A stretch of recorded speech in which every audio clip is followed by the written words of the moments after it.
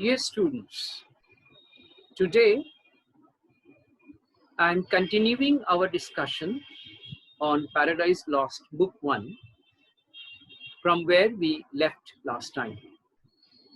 If you remember, we could complete our discussion on the first four prominent fallen angels apart from Satan and Beelzebub. Milton gave us a catalogue of prominent fallen angels in his book 1, and we could cover in the last lecture four prominent fallen angels like Moloch, Chemos, Belial, and Astoreth.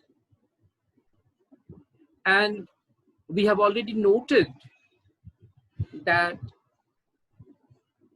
Milton here is describing all these fallen angels, trying to suggest how, because of the fall, the angels got perverted, and in fact, they also misled human beings from the path of worshipping God and misled them to worship false gods in the form of beasts and animals.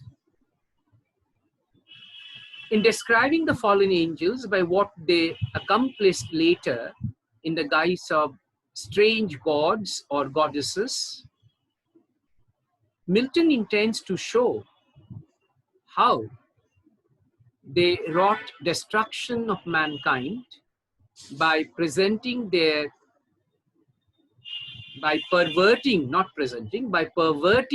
minds and weaning them away from the worship of God.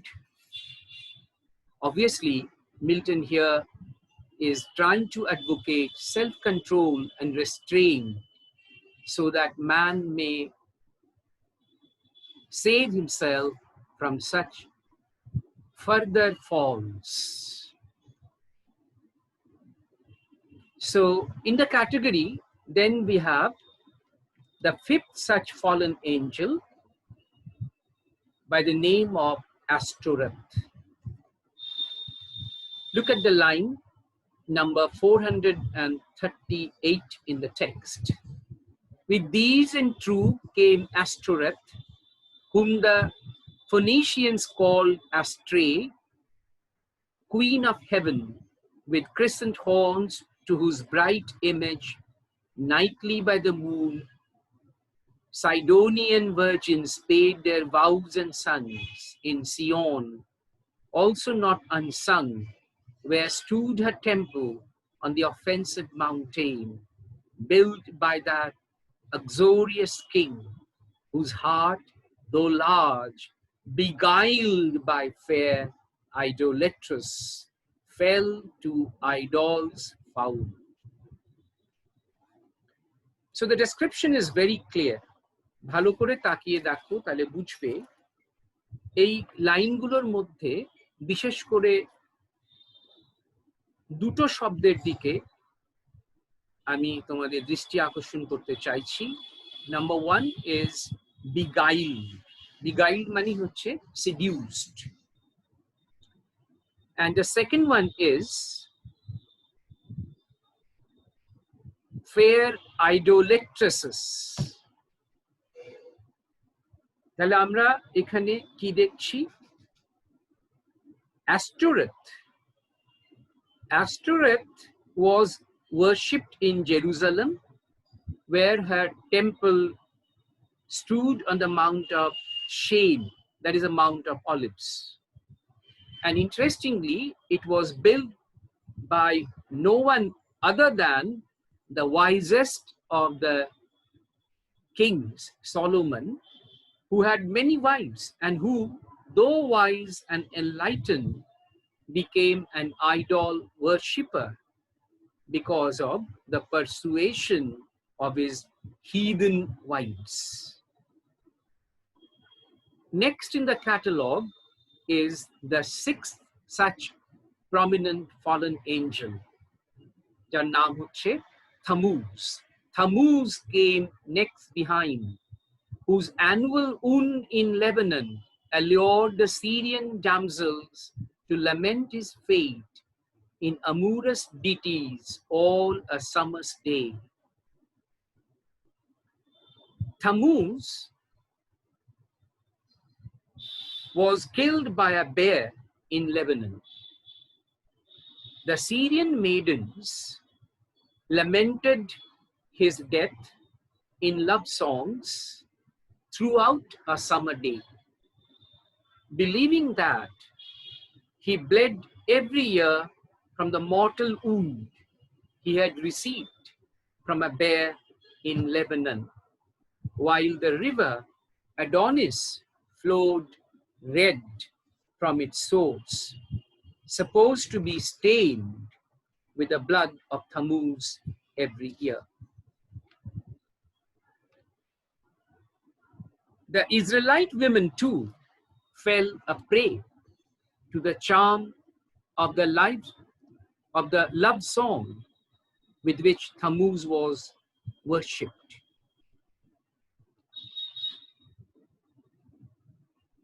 Ezekiel saw in a vision the Israelite women lamenting the fate of Thammuz in the sacred gateway of the temple. This vision revealed to him the idolatrous practices of the Israelites who had fallen away from the true God. So this is another example in which human beings were misled to worship false gods and forsake the true God. Next in the catalogue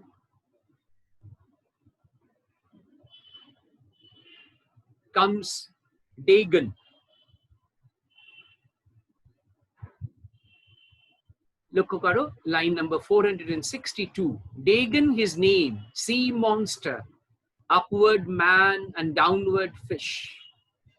Yet had his temple high, reared in Azotus, traded through the coast of Palestine, in Gath and Ascalon, and Acheron and Gaza's frontier bounds. Now, Raleigh interprets the fall of Dagon's idol as meaning that it has neither power nor understanding in the presence of God.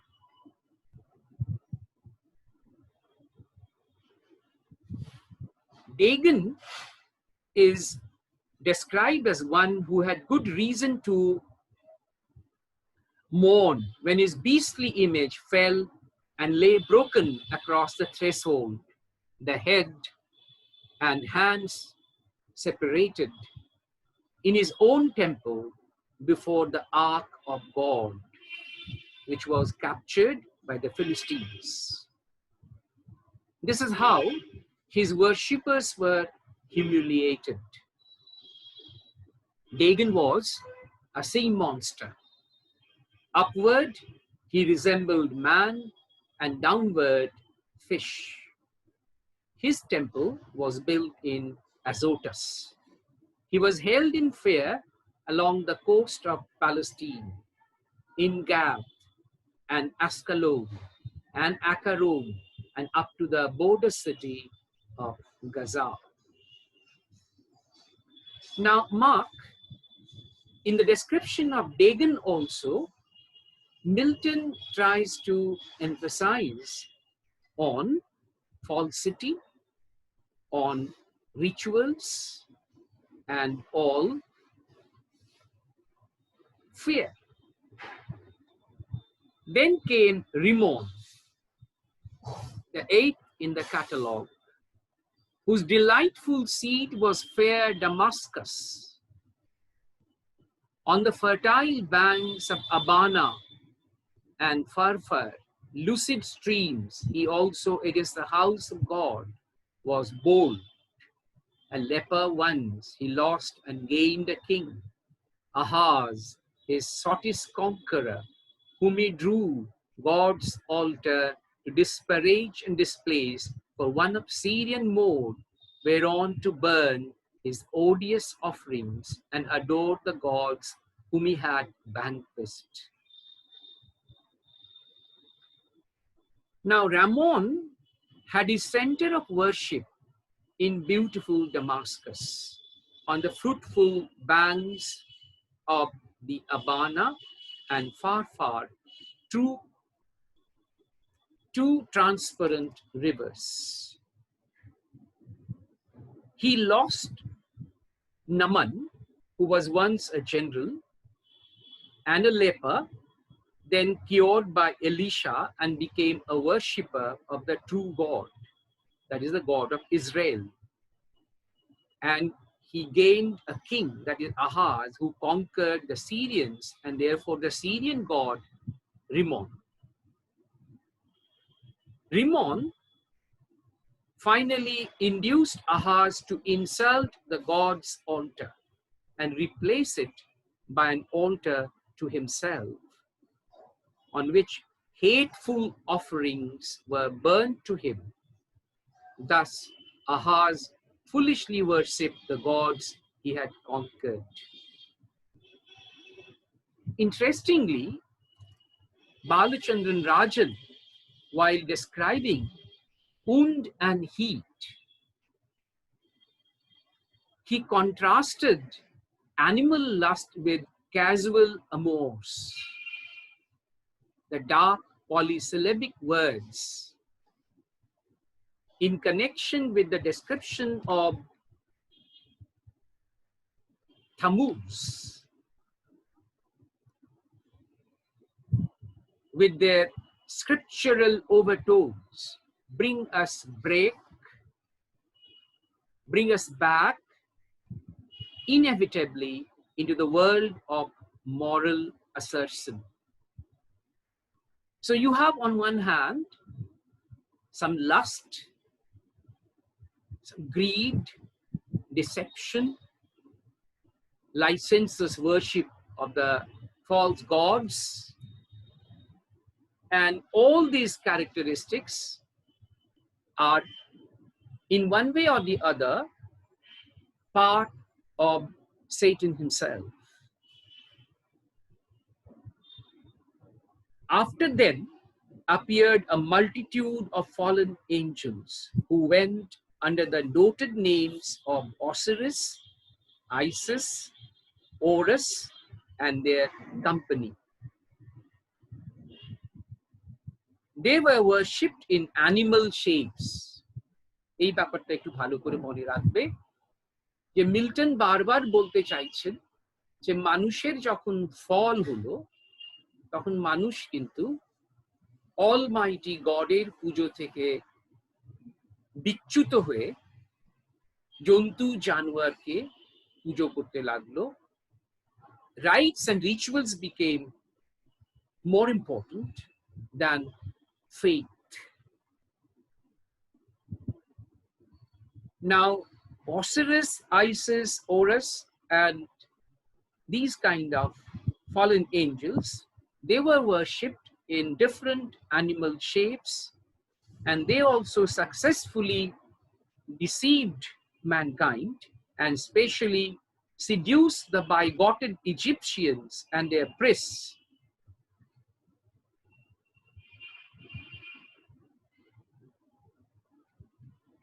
And keep it in mind, in lines number 483 onwards, nor did Israel escape the infection when their borrowed gold composed the calf in Oreb. This is an important line.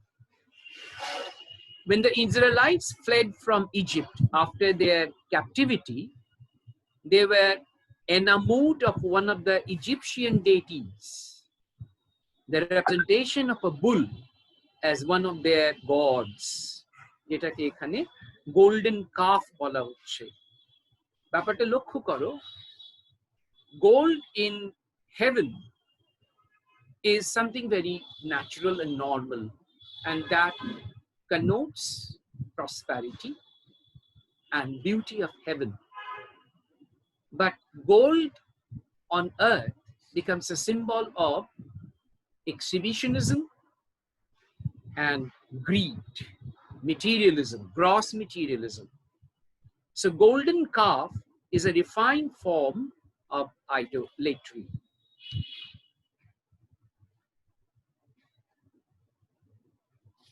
Come to the line number 486. Likening his maker to the grazed ox, Jehovah, who in one night when he passed from Egypt marching, equaled with one stroke both her firstborn and all her bleating gods. Bleating suggests the helplessness of the Egyptian god before Jehovah, and this may also imply a kind of a contempt, as sheep and goats are small and insignificant. Now, the Israelites, who were corrupted by the influence of the Egyptians, and with the gold the Israelites borrowed from the Egyptians, they made a god in the shape of a calf in the valley of Horeb.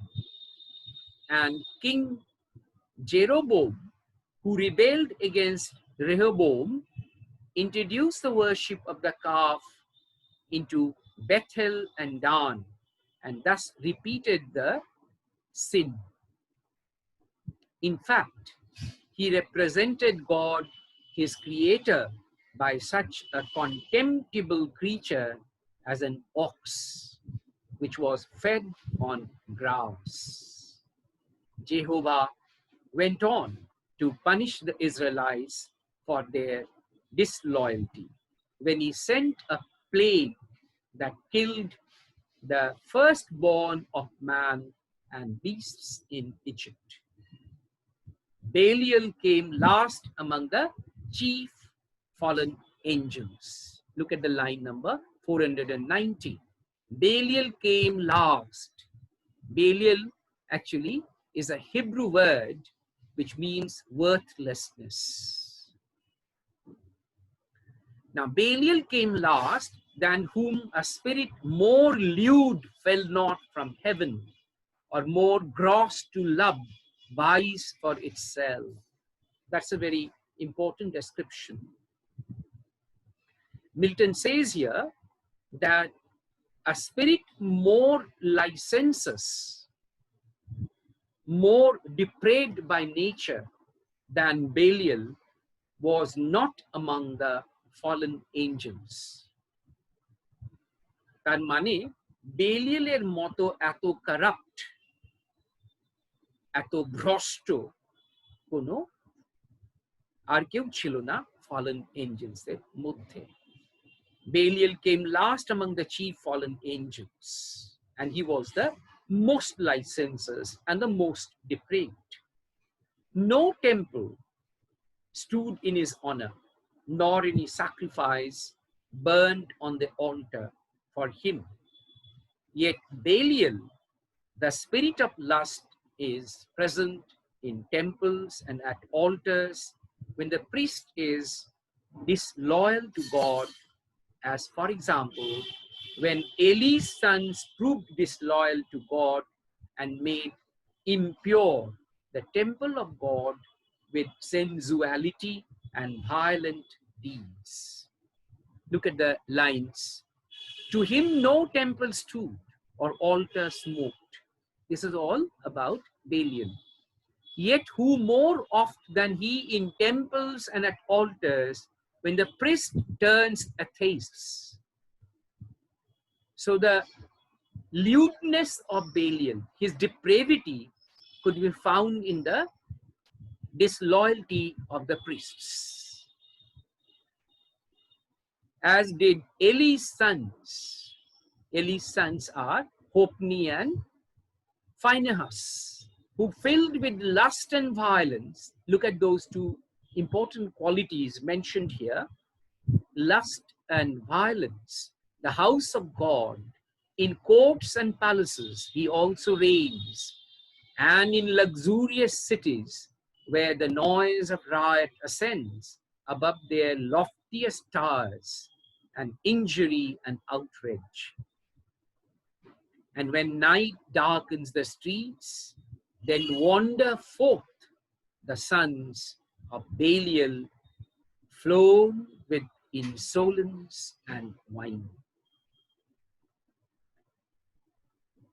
Now, apart from scriptural reference, these lines allude to the contemporary prelacy which flourished in Milton's time.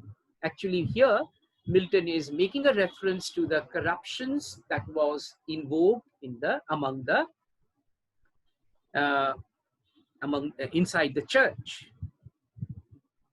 The low condition of the church, this is also indicated, and it is also an attack on the rapacious, that is greedy nature of the churchman, and the licentious attitudes and behaviors practiced in popes of Charles II. And all this were very hateful to Milton. So if you continue in this manner, the next few lines, you would find that it's a long list to enumerate the rest of the fallen angels. So what actually stands out, যেটা ভালো করে তোমাদের সবাইকে বুঝতে হবে, যে এই যে catalog of the important fallen angels, এর মাধ্যমে মিল্টন কি করতে চাইছেন? Actually, in his catalog of fallen angels, Milton shows his love for long passages of proper names on one hand, both for creating the sound effect, যেটাকে আমরা sonority বলি, and evocation of legends. But David Dyches has one very important comment here. He says, it is more than history and geography. It is a map of all the major moral aberrations of man. তাহলে ভালো করে বোঝো, David ডাইচেস বলছেন যে এই যে catalogue আমরা পেয়েছি বুক ওয়ানে, বিভিন্ন এই প্রমিনেন্ট ফলেন এঞ্জেলের যে বৈশিষ্ট্য মিল্টন তার বর্ণনা করেছেন, তার মাধ্যমে আসলে মিল্টন কি করছেন? মিল্টন মানুষের কোথায় কোথায় বিচ্যুতি ঘটতে পারে, নৈতিক পতন ঘটতে পারে, তার দিকে ইঙ্গিত করেছেন। It is a map of all the major moral aberrations of man, all the different kinds of delusions, মানে প্রতারণা, superstitions, মানে কুসংস্কার, and cruelty, মানে নিষ্ঠুরতা, to which men have been led by false religions. মিথ্যে ধর্ম, fallen angels, false gods, তারা মানুষকে বিভ্রান্ত করে কিভাবে বিভিন্ন রকমের কুসংস্কারে, নিষ্ঠুর আচরণে এবং নৈতিক পতনে বাধ্য করেছে, তার ইঙ্গিত দেবার জন্যই সম্ভবত মিল্টন আমাদের কাছে বুক ওয়ানে এই ইম্পর্টেন্ট একটা ক্যাটালগ অফ ফলস এঞ্জেলস দিয়েছেন এবং তাদের বিস্তৃতভাবে বর্ণনা দিয়েছেন। So that is where we've come to line number 521. All these and more came flocking, but with looks downcast and damned, yet such wherein appeared obscured some glimpses of joy, to have found their chief not in despair, to have found themselves not lost, in loss itself. Catalogue শেষ হয়ে গেল, তারপর চললো আবার আগেকার বর্ণনা. In this description, now Milton continues how all these fallen angels now come close to their leader, obviously Satan, and by looking at Satan, they could have at least some hope. But his wonted pride soon recollected. Now, interesting here, wanted pride soon recollecting, with high words that bore semblance of worth, not substance. Very important. This is a very important phrase in line number 528. Milton describes Satan. Satan's character, mark here, in Satan's character, we can note the irony. High words that bore semblance. Semblance is only appearance of worth. তাহলে আসলে worth নেই, আসলে ভেতরে কোনো সারবত্তা নেই. All the words are merely hollow. They are just idle boasting, not substance. Substance means the pith, the real element. So Satan's words only were loudly pronounced. Actually, they were all hollow, empty, idle boasting. To quote a famous line from Shakespeare's Macbeth, Satan's words are full of sound and fury, signifying nothing. He gently raised their fainted courage and dispelled their fears. And mark that Satan's words of cheer or hope have no foundation, because all the fallen angels, including Satan, were thoroughly defeated, and they don't have any chance of future success. But being the natural leader of the fallen group of angels, Satan doesn't have any other option but to resemble, or but to appear rather, as still having hope and optimism. So he tries to still boost their morale for their continuous fight against God. Then straight commands that at the warlike sound of trumpets, loud and clarions, be upreared his mighty standard, that proud honor claim, Azazel as his right, a cherub tall, who forthwith from the glittering staff unfurled the imperial ensign. Ensign is a flag. Right. So there you have all these descriptions, ritualistic descriptions, and you come now to lines number 544. All in a moment through the gloom were seen 10,000 banners rise into the air with Orient colors waving. Now the rebel angels fall in a battle order, and within a moment 10,000 flags and banners were seen to be waving in the air through the darkness, and they displayed bright colors. At the same time, there appeared a dense mass of spears, of crowding helmets, and interlocked shields, all drawn up in close, impenetrable battle array. সুতরাং একটা প্রস্তুতি, সেই মিথ্যে যুদ্ধ, যুদ্ধের নামে, মানে war for the sake of war, right? And on they move in perfect phalanx. Phalanx mane a body of troops in close order, close array, to the Dorian mood. Dorian mood is actually, Dorian means it is a kind of a music of a grave and solemn character. Right. So,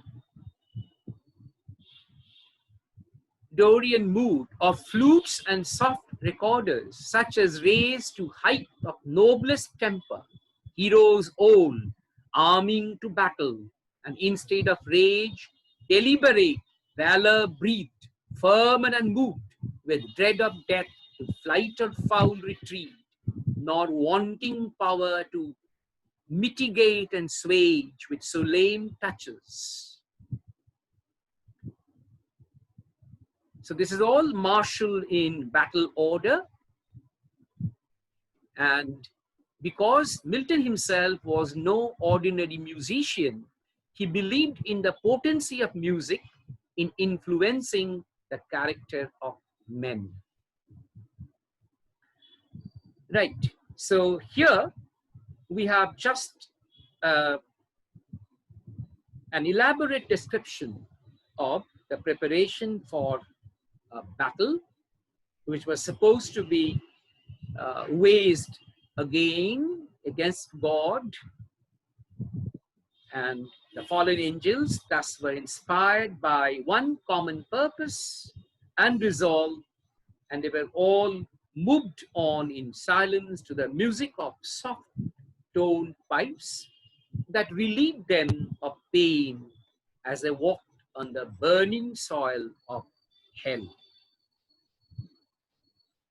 So up to line number 570, we find that all these fallen angels now stand in full view of Satan, presenting a line bristling with spears.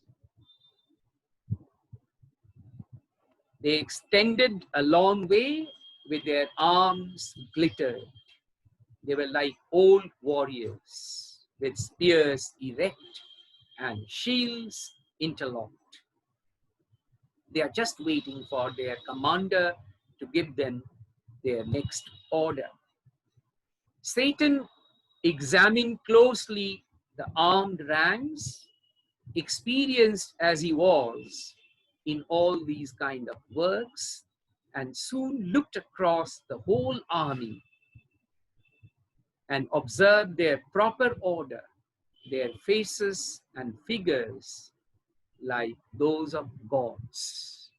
Mark that in line number 567. He through the armed files darts his experienced eye, and soon traverse the whole battalion views their order due, their visages and stature as of gods, their number last his sons. And now he starts counting their number. And now his heart distends. Distends means swells with pride. Hardening in his strength, glories. For never since created man met such embodied force as named with these could merit more than that small infantry warred on by cranes. So here, once again, Milton is telling us that such was the great number of these fallen angels, such was their vast army, that if a comparison can be made, no human army would ever come close to this army. And in fact, all human armies would look rather the army of pygmies, right? Small infantry warred on by cranes through all the giant brood of Phlegra with the heroic race were joined that fought at Thebes and Ilium on each side, mixed with auxiliar gods and what resounds in fable or romance of Uther's son. So these are all full of allusions, and these are all used by Milton for decorative purposes and for bringing in some scholastic references. And the whole purpose is only to tell us about the great multitude of the fallen angels. Thus far is beyond compare of mortal prowess. Right? So you won't find any comparison anywhere in the history of mankind. Such are the notable armies. Thus far the fallen angels surpassed all mortals, all human beings, ever distinguished for courage and valor. Yet they obeyed their dreaded leader. He above the rest in shape and gesture, proudly eminent, stood like a tower. That is line number 591. সুতরাং আমরা আজকে এখানেই শেষ করব। আমি চেষ্টা করলাম তোমাদের এই জায়গাটা একটু তাড়াতাড়ি করিয়ে দিতে, কারণ এই জায়গাতে যে ডেসক্রিপশনটা রয়েছে সেটা comparatively less important to the other parts of the first book. মোটামুটি মাথায় রাখো যে মিল্টন এখানে আমাদের দেখাতে চাইছেন শয়তানের যে দল, শয়তানের যে ফলোয়ার্স, অনুগামীরা, তারা কেমন। এবং আমি তোমাদের আগেই বলেছি যে এই যে মোলোচ, বেলিয়েল, থোমস, এদের যে ডেসক্রিপশন, সেই ডেসক্রিপশন থেকে যে বৈশিষ্ট্যগুলো ফুটে উঠছে সেগুলো আসলে সবগুলোই মিল্টনের বলার কথা হলো যে ওগুলো সবই শয়তানের মধ্যে রয়েছে। In fact, in Satan you can find all these characteristics. Okay, so there we stop today. Okay, thank you for the day.